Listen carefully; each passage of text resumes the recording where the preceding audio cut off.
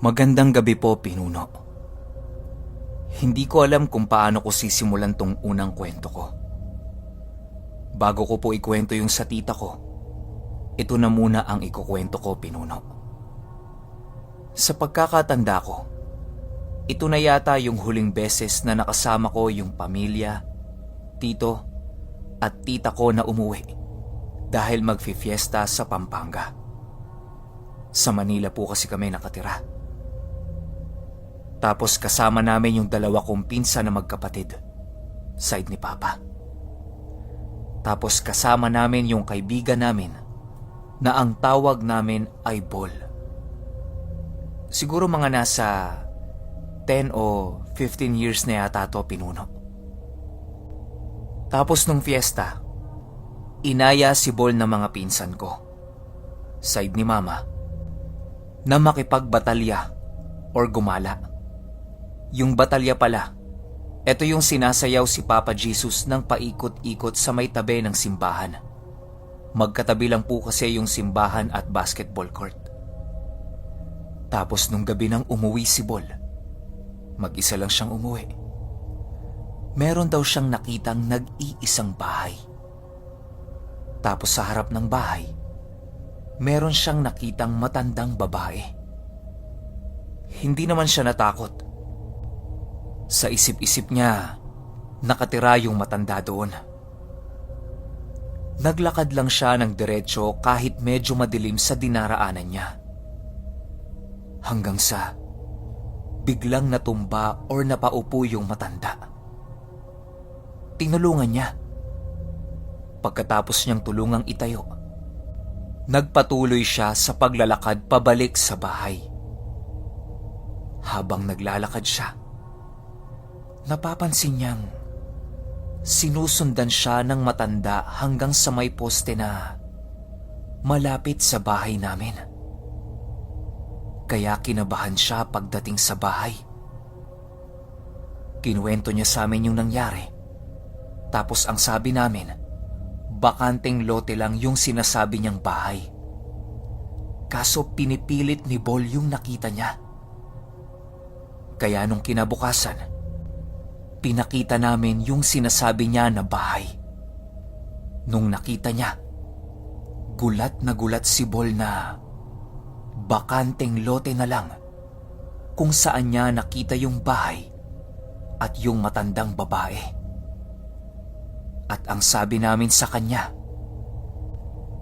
hindi lang ikaw ang bisita namin na naka-experience ng ganyan. Hanggang dito na lang po, Pinuno. Hello, Pinuno.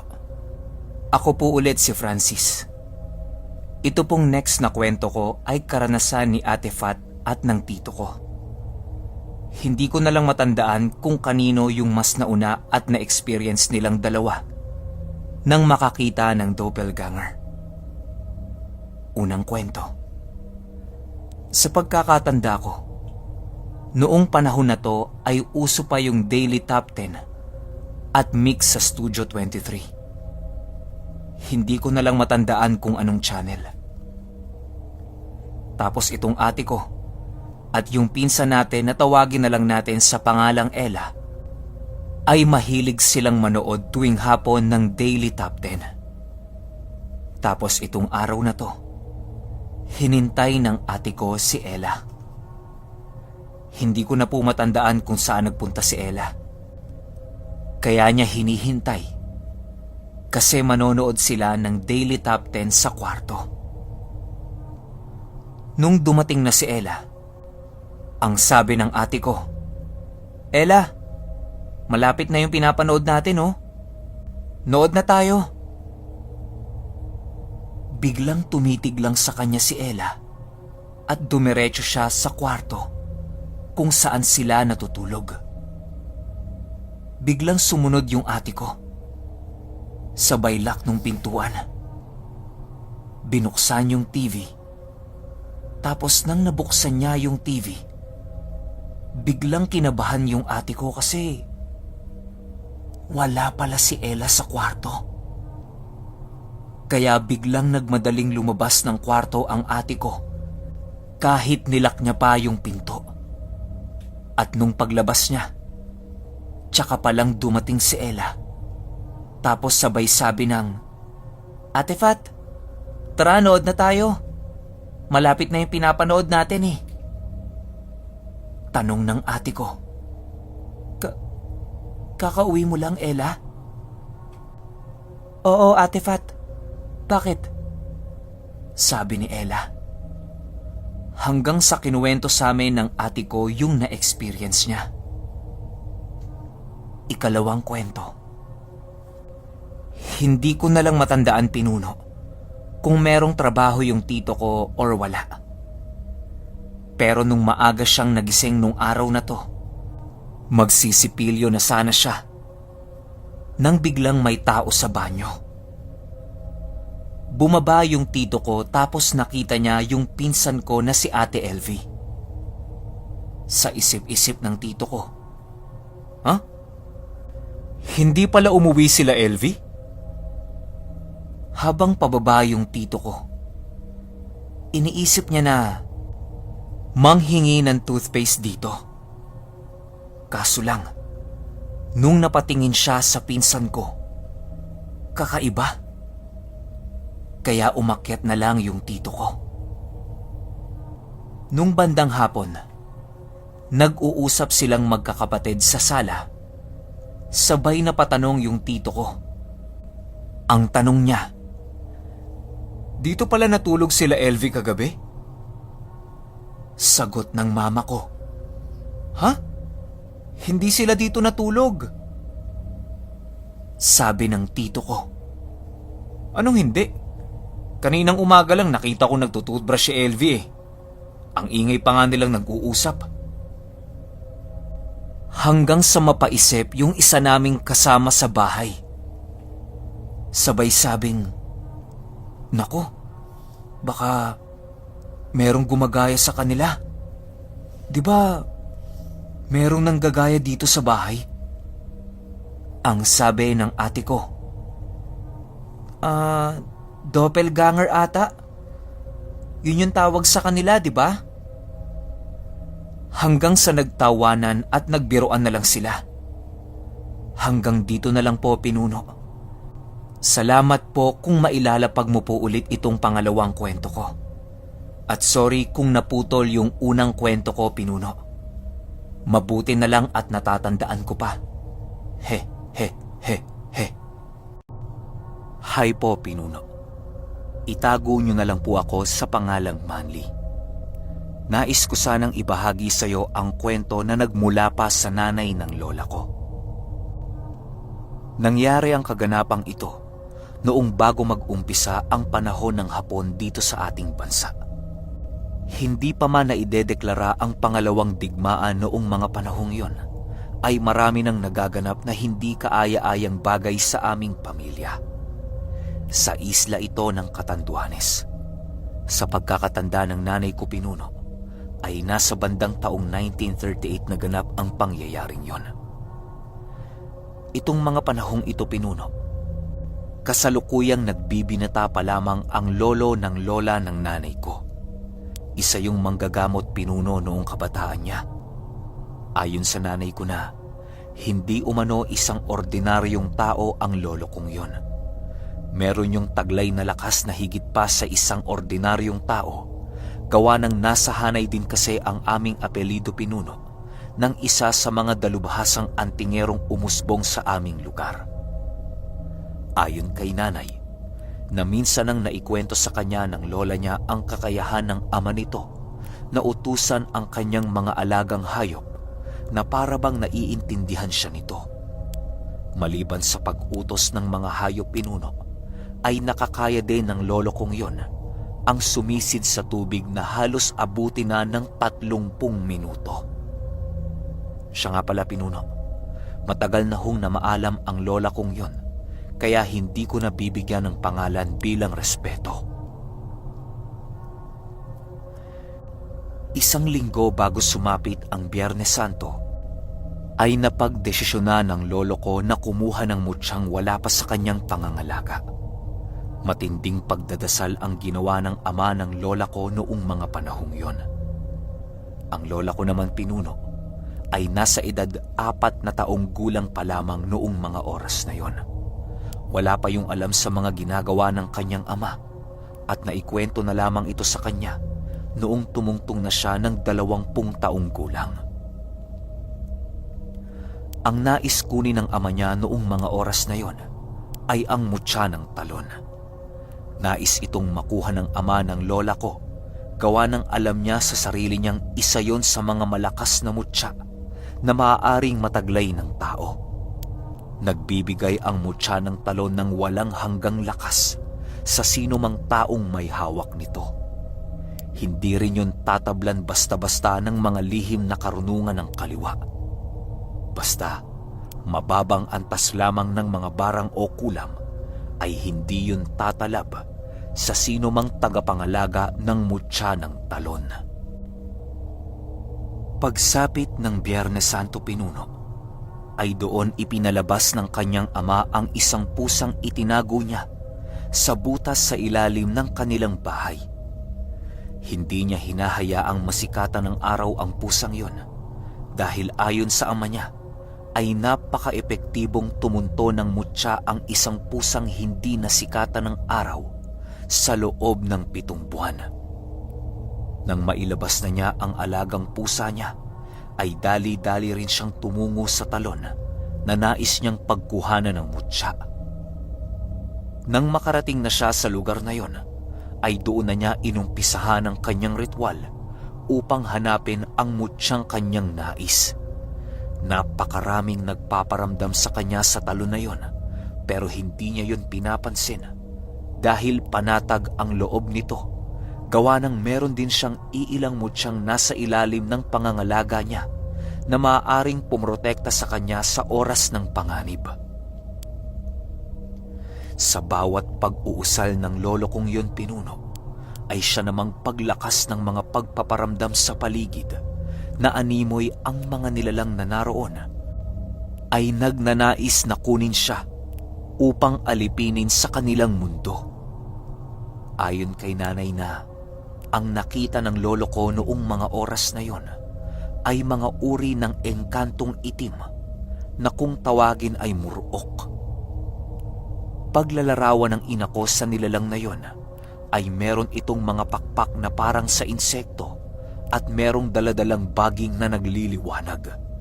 Palagi ring nagpapakita ang mga nilalang na yon sa kanilang baryo dahil sa hindi pa gaano karami ang mga taong naninirahan doon noong mga panahong yon. Ayon kasi kay nanay na, ang mga murok ay nagpapakita lamang sa lugar na malulusog pa ang mga halaman at punong nabubuhay. Kumbaga, maihahalin tulad mo sila sa diwata ng kagubatan. Yun nga lang, ay nasa panig sila ng kaliwa. Doon pinipiling manirahan ng mga nilalang na yon dahil sa madali silang makakakain ng mga kaluluwa ng mga hayop na namayapa na. Matapos makapaghanda ng lolo ko sa kanyang ginagawa, ay agad naman yung tumayo at pinakawalan ang kanyang pusang dala. Hanapin mo ang mutya ng talon at dalhin mo sa akin. Bulong ng lolo ko sa pusang hawak nito.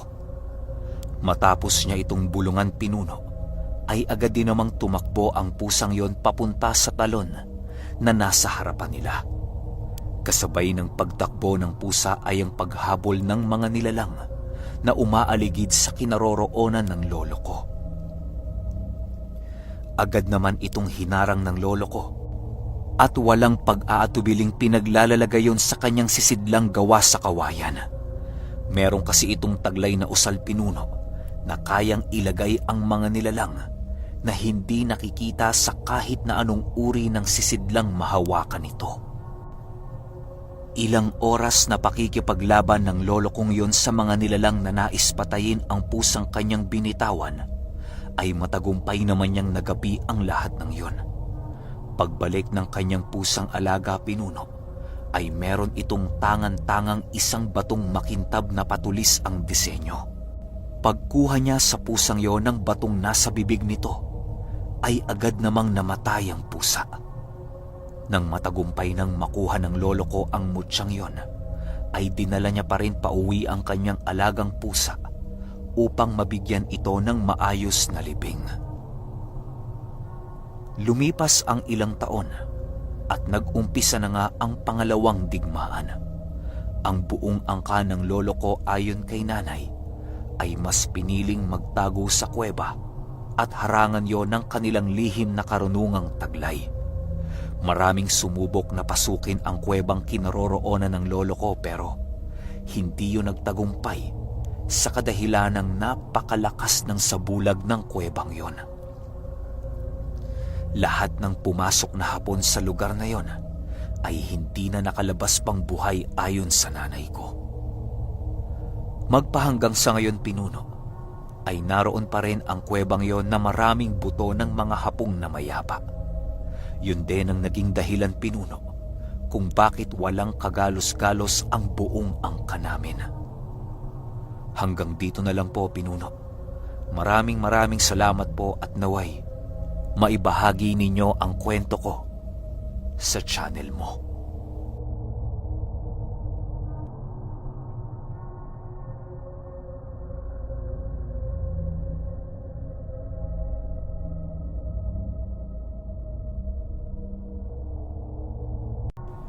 Magandang hapon, Pinuno.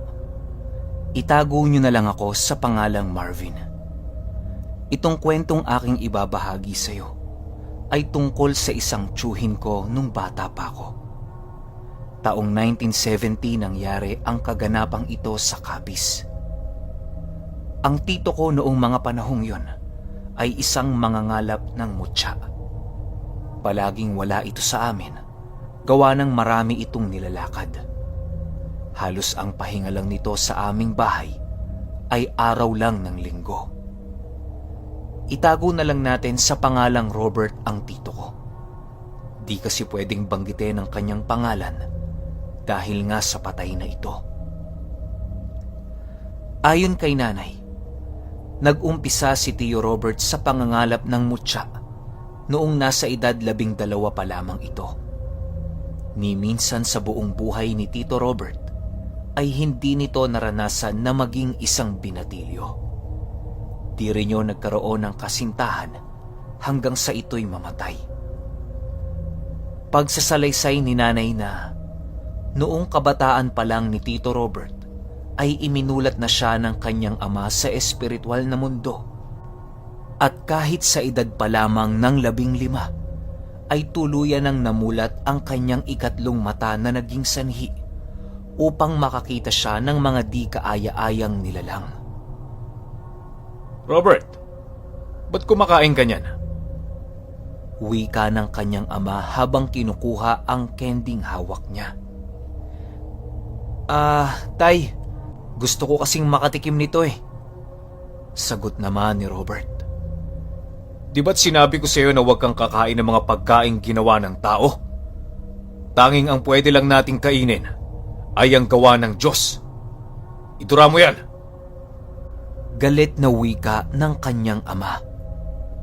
Agad namang dinura ni Tito Robert ang kanyang kinakain. Nang madura na niya ito, ay pinapasok na siya ng kanyang ama upang magdasal.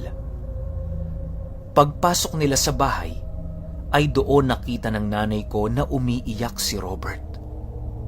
Tama kayo, Pinuno. Lumaki ang nanay ko sa bubong ng pamilya ng tito ko. Kaya nung namatay na ang mga yon, ay nangako ang nanay ko na kahit kailan ay hinding-hindi niya tatalikuran si Tito Robert. Tinititigan lang ito ng nanay ko habang dahang-dahang lumuluhod sa altar. Matapos nitong lumuhod ay nagpahid ito ng luha tapos nagdasal na yon. Sinabayan naman din siya ng kanyang ama. Ayon kay nanay, na halos walang araw na hindi nagdarasal itong pamilya nila Robert. Ultimo kahit sa pagpatay ng baboy nagdadasal muna ang mga yon bago nito tuluyang patayin ang hayop. Animoy humihingi yun ng kapatawaran at pasasalamat sa ating Panginoon. 'Di ba't sinabi ko sa'yo na huwag kang kakain ng mga pagkaing ginawa ng tao? Tanging ang pwede lang nating kainin ay ang gawa ng Diyos. Itura mo yan! Galit na wika ng kanyang ama. Agad namang dinura ni Tito Robert ang kanyang ikatlong mata na naging sanhi upang makakita siya ng mga di kaaya-ayang nilalang. Ang tatay pala nitong si Robert Pinuno ay napakaraming medalyong nakasabit sa leeg. Wala na itong asawa sa kadahilanang iniwan sila nito dahil sa mga paniniwala ng kanyang ama. Purong kanan itong si Tito Robert, maging ang kanyang tatay ayon yan mismo kay nanay. Napakadalubhasa din ng manggagamot nitong tatay niya noong kapanahunan nito. Doon din naman kasi nakuha ang lahat ng abilidad ni Tito Robert noong nabubuhay pa yon. Lumipas ang mga araw, linggo, buwan at taon, ay sumapit na nga ang mahal na araw. Grabe ang ginawang paghahanda ng mag-ama na halos nakakaligtaan na ng mga ito ang mga gawaing bahay. Ang nanay ko naman ang siyang gumagawa ng lahat ng yon dahil sa hindi talaga maaasahan ang mag-ama. Kahit isang salita ay hindi nakakarinig dito si nanay sa tuwing sasapit na ang mahal na araw. Palagi lang nakaluhod ang mga yon habang taimtim na nagdarasal. Di rin pwedeng gumawa ng kahit na anong ingay ang nanay ko dahil alam niyang nagagalit ang tatay ni Robert sa tuwing nasisira ang kanilang konsentrasyon. Kaya kahit sa pagpasa ng mga tubig ay dahan-dahan talaga ang nanay ko kapag papasok na ito sa pinto ng bahay. Tuwing gabi naman ay naaasahan din ang mga yon, pero pagsapit na ng mga 10:00 ng gabi ay bumabalik na naman ang mga ito sa pagdarasal.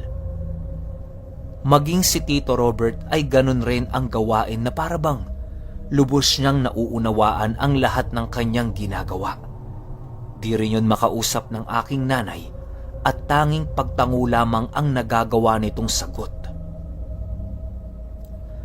Sumapit ang mahal na araw at doon na nga nangyari ang mga kaganapang ikinuwento ni Tito Robert sa aking ina.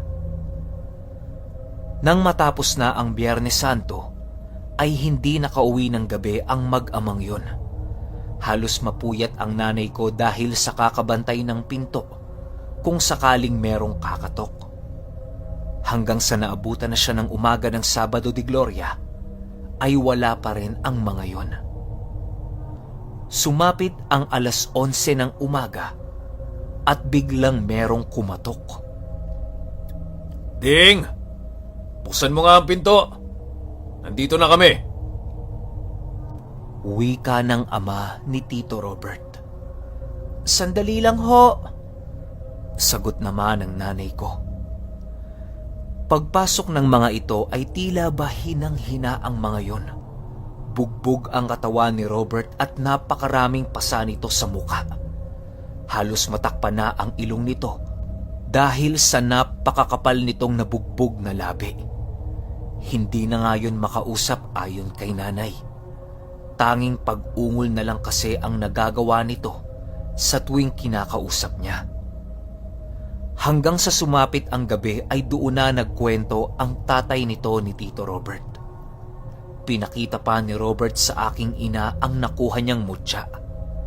Isang ibong kakabuo pa lamang sa loob ng itlog ang nasilayan ng aking ina. Napakakintab nito at naninilaw. Di ko na babanggitin ang pangalan ng mutyang yun, Pinuno, dahil magpahanggang sa ngayon ay hawak-hawak pa rin ito ng aking ina. Siya kasi ang napag-iwanan ni Tito Robert ng mutya nito bago ito na maalam sa mundo. Alam mo, Ning, halos mamatay na yang si Robert kanina. Akalain mo ba naman, kinalaban kahit kapre ang nakabantay sa puno kung saan naroon ang mutsyang yan? Nako, kung wala ako doon, baka namatay na itong anak ko. Wika ng tatay ni Robert habang tinatapik-tapik ang ulo niya. Di naman nakakakibo si Tito Robert dahil sa marami nga itong tama sa katawan. Magmula din noong mga nangyari yon, ay halos hindi na mapakali si Tito Robert kung hindi siya nakakangalap ng mga mutya.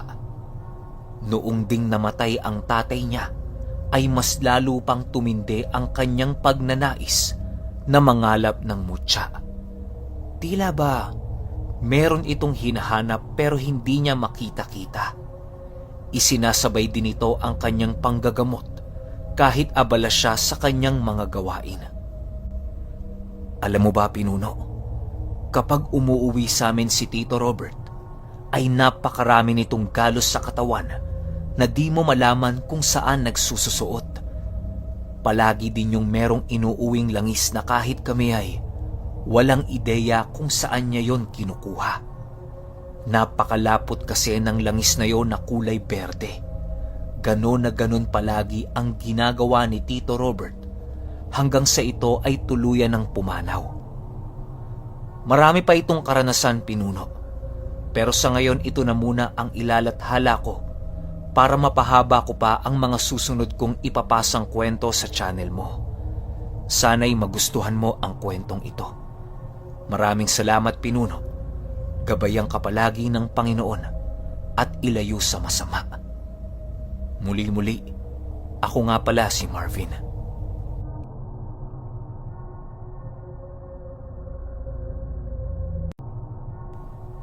Magandang umaga, Pinuno.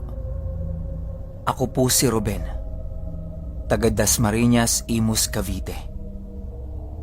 Dito na ako lumaki hanggang sa nag-asawa.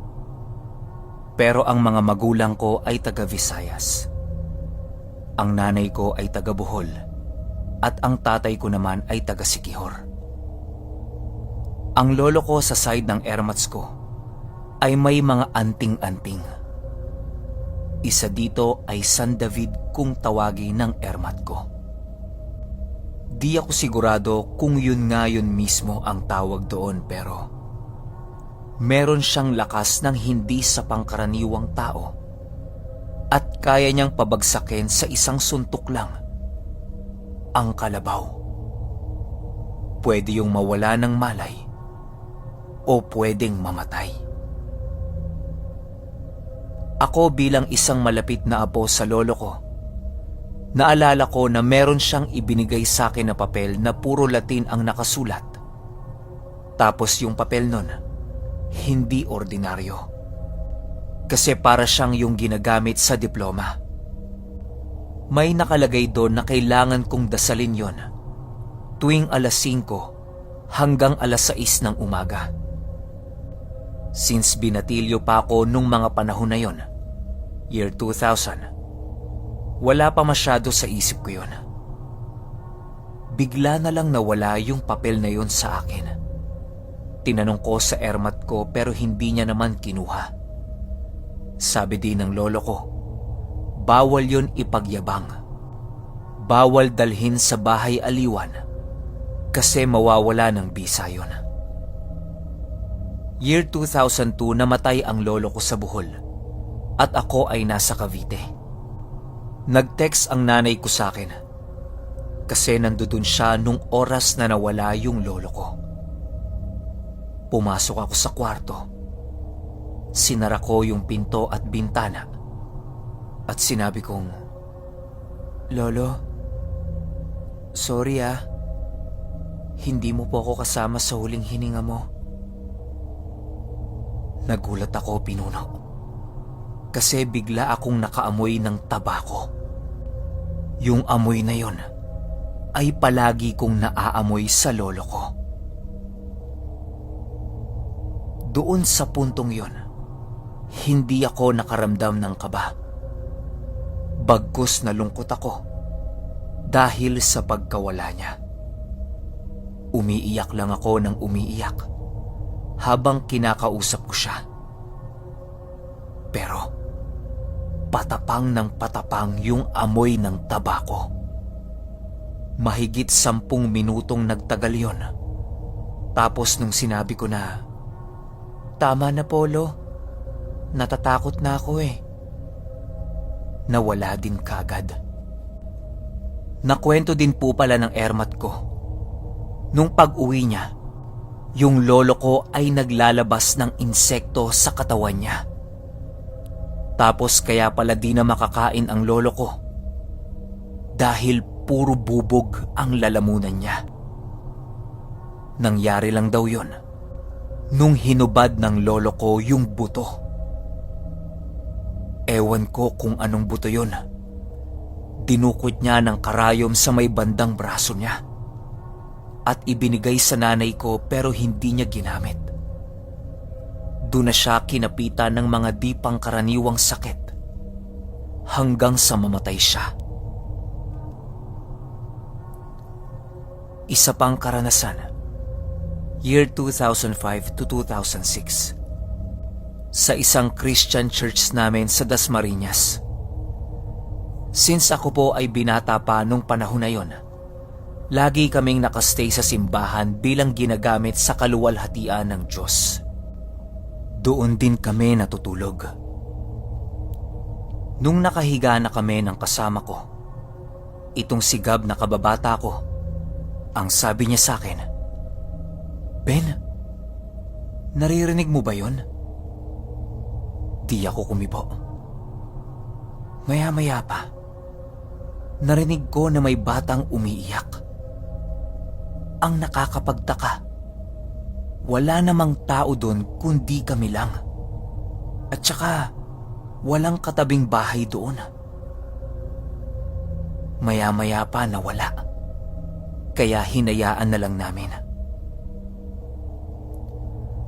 Nakatulog na kami noon. Minalas lang ako kasi nagising ako ng 3:00 ng madaling araw. Walang ibang dahilan yon. Pagdilat ko, yung tipong wala na agad yung antok ko. Patay ang ilaw. Liwanag lang ng buwan ang nagbibigay liwanag sa amin. Sinilip ko yung katabi ko. Sarap na sarap sa pagtulog niya. Maya-maya pa, nagulat na lang ako kasi biglang nag-flash yung toilet bowl. Alam mo yung tunog ng isang timba ng tubig na ibinuhos? Ganon na ganon. Sa takot ko, napayakap ako sa kasama ko. Yung bowl na yon mano-mano ha. Yung kailangan mong gumamit ng tabo at timba. Ni hindi ko na magawang tumayo para silipin yon. Kasi kaming dalawa lang talaga yung tao nung mga oras na yun eh. Sumunod na gabi, kasama ko yung ibang mga kaibigan ko. Bali 5 kaming matutulog nung mga oras na yon. Since mga binata, ang iingay namin. Patay na yung ilaw, tawanan pa rin kami ng tawanan. Maya-maya pa, may parang dumaang anghel. Yung tipong tumahimik kami bigla. Biglang may narinig kaming naglakad na ang gamit niya ay bakya. Una, mabagal lang. Biglang bumilis. Yung tipong papalapit sa amin. Dinig na dinig namin yung lagapak ng bakya. Tapos nawala din kaagad. Nung bubuksan na ng kasama ko yung ilaw, bigla naman nagsalita yung isa naming kasama ng walang dahilan. Ang unang magbubukas ng ilaw, ang mamamatay. Seryoso siya na parang pakiramdam namin, hindi siya yung nagsasalita. Tumahimik muna kami nun. Nung nakakuha na kami ng lakas ng loob, tumayo na kami at pumunta sa pinakapulpito ng simbahan para magdasal ng taimtim. Magkakahawak ang mga kamay naming 5 habang sinasabi ng walang bibitaw hanggat hindi kami natatapos sa pagdarasal.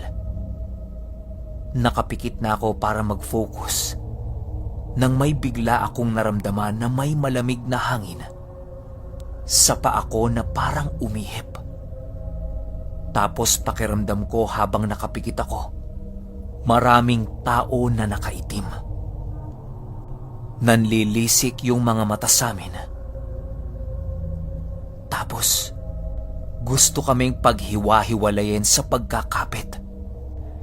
Kaya nag-focus kami ng panalangin namin sa Diyos na ilayo kami sa mga kung anuman ang gumagambala sa amin. Nung matapos na kami, gumaan na ang pakiramdam namin. Ang nakakapagtaka at di ko makakalimutan, yun bang kaming 5, pare-pareho kami ng nararamdaman. At nung nasa pagdarasal na kami, maraming itim na lalaki na masama sobra ang tingin sa amin. Tapos lahat ng kwento naming 5, pare-parehong nagtutugma. Isa pang karanasan, nang kasama ko na si Kuya Welyong, nung nagdarasal siya mag-isa nun sa simbahan, ginugulo siya kasi wala naman siyang kasama nung oras na yun. Kasi habang nakatira pa siya magdasal, naririnig niya na inuurong yung bangko. Nakailang usog daw. Tapos yung mga frame na nakasabit, bumabagsak. Hinayaan niya pa din yun. Pagdilat niya, nagulat siya dahil may nakita siyang magandang lalaki na nakatingin sa kanya at nakangisi na. Papaling-paling ang ulo nun. Bumalik siya para magdasal. Tapos paglingon niya sa gilid, nandoon na naman at mas malapit na sa kanya. Ganun pa rin, nakangisi. Habang kinukwento niya sa akin yun, grabe yung kilabot ko. Kasi ayokong maranasan yun. Yan ang mga karanasan ko sa simbahan, Pinuno. Sana may mga masagot po kayo, Pinuno, kung anong klaseng orasyon yung nakasulat sa papel na binigay sa akin ng lolo ko. Kung tungkol saan ang bisa nun. May isa pa akong karanasan.